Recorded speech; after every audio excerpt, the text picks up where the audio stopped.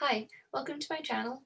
I'm going to read you one of my latest posts. It's Good Storytelling, Give Your Characters Something to Die For, Part 1.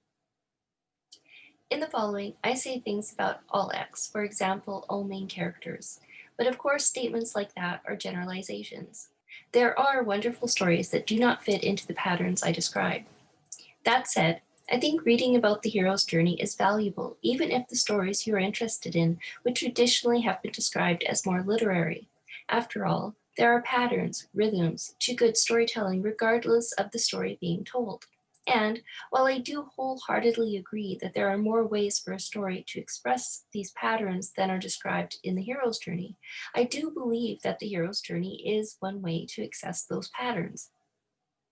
So now let's talk about the importance of a good steak. And yes, that was supposed to be a pun. Anyway, I've already discussed the importance of having goals and the inevitable conflict that follows from that. But the amount of conflict depends on how high the stakes are. I've spoken a little bit about this in my blog post storytelling. I'll put a link to that in the description below. Think of it this way. If you bet the price of a coffee on your sports team winning a particular match, you wouldn't care as much about the outcome as if you had bet your entire rent for the month. Not that I'm recommending that. Okay, so now let's talk a little bit about stakes and suspense. Goals, especially diametrically opposed goals like the ones I'll talk about later, are important because they create conflict. But this conflict means little without high stakes. The stakes control the suspense.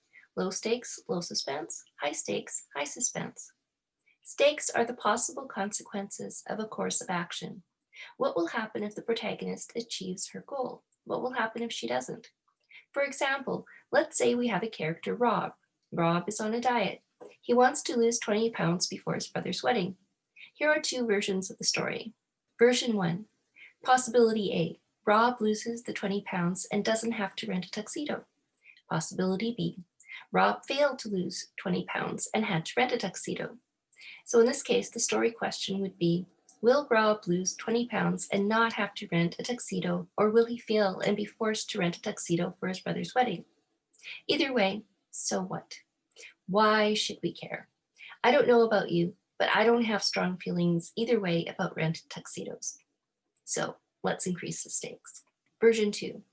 Rob makes a bet with his brother that if he can't fit into his tuxedo in time for the wedding, he'll pay for the wedding. But paying for the wedding would wipe out Rob's savings, and he wouldn't be able to fulfill his lifelong dream of climbing Mount Everest. And if he doesn't fulfill his dream of climbing Mount Everest, he will be depressed, stop making friends, and develop a natural addiction to Cheetos. Now we have possibility A prime. Rob loses the 20 pounds and so not only fits into his tuxedo, but is able to fulfill his dream of climbing Mount Everest. Afterward, Rob starts a new blog to share his experiences, meets lots of other cool people, and lives a meaningful life surrounded by those who care about him. Possibility B prime. Rob fails to lose the 20 pounds and so not only has to rent a tuxedo, but can't fulfill his dream of climbing Mount Everest. Rob becomes depressed, never blogs, becomes addicted to Cheetos, and dies alone. So here's our new story question. Will Rob be able to lose the 20 pounds before the wedding and fulfill his dream to climb Mount Everest, or will he fail, pay for his brother's wedding, become depressed, and die alone? That's a better story question. Obviously, the example is tongue-in-cheek, but hopefully it illustrates the point. As soon as Rob has something with emotional weight to lose, we begin to care more about what happens to him. In order for this to work, though, the possible consequences of a course of action must be clear. I've already put up part 2 on my blog, and I will do a recording of that tomorrow, hopefully. Thank you for listening, and if you want more of this, please like and subscribe.